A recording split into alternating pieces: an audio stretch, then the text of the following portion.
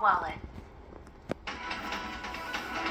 Welcome back into Weather Unfiltered. We are following some breaking news tonight out of Russia and Hawaii, where Dr. Nab, we are under a tsunami watch right now. Yeah, and so what that means is they're still investigating whether or not this earthquake, which by the way was a magnitude 8.7, Yeah, that's about an hour intense. ago, right off the Kamchatka Peninsula of Russia in the Northwest Pacific.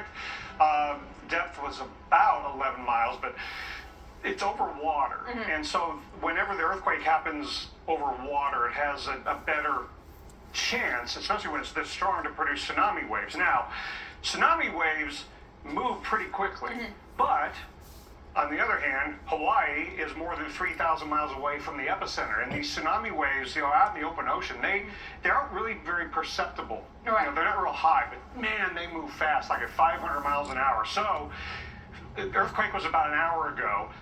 It's about a 6-hour travel time, so about 5 hours from now is when the first tsunami waves could impact Hawaii if they materialize. Now, you've lived there, so you've had experience with this. At what point would you expect they would get upgraded to that tsunami warning if needed? Well, once they have confidence that a tsunami has been generated and the modeling can give, and the available data they have gives them some more confidence that a tsunami is actually going to occur, then they would go to warning, because they would want to give people the afternoon and early evening to evacuate some areas. And I had to do that when I lived on Honolulu, on Oahu, where Honolulu is. I lived near the southeast shore, but you don't have to be facing northwest where the tsunami waves are coming from. The waves, when they get close to the shore, can what we call shoal.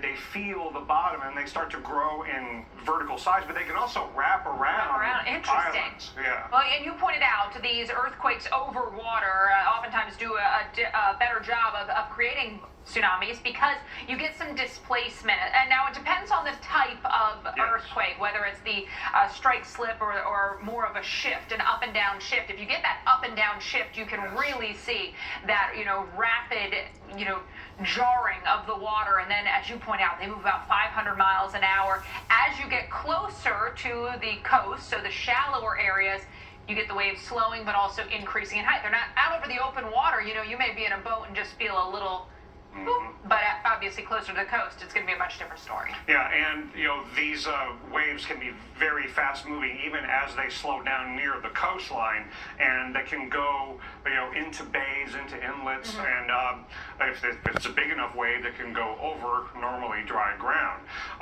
Now you think about what is an 8.7.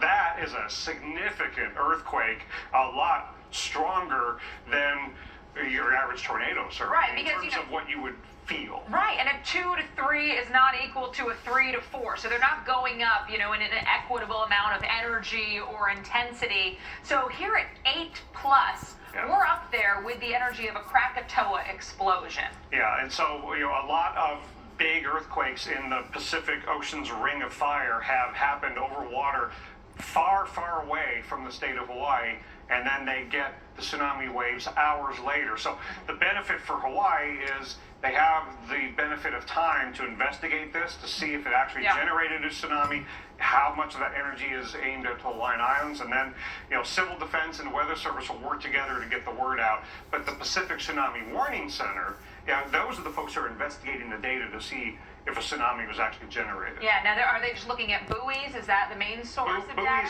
Buoys and modeling. Yeah. It's a combination of things. But then if they determine it has been generated, then the models will take over, and then they will alert Civil Defense and Weather Service to start communicating the risk so people can start taking action. All right, we're going to continue to follow that. We have truly an expert here, somebody who's lived through it. I would imagine then everyone gets alerts and the people who need to move. Yeah, if a tsunami warning is issued, then it's in all likelihood you would hear sirens sounded by Civil Defense in Hawaii. All right, so we'll again follow that here on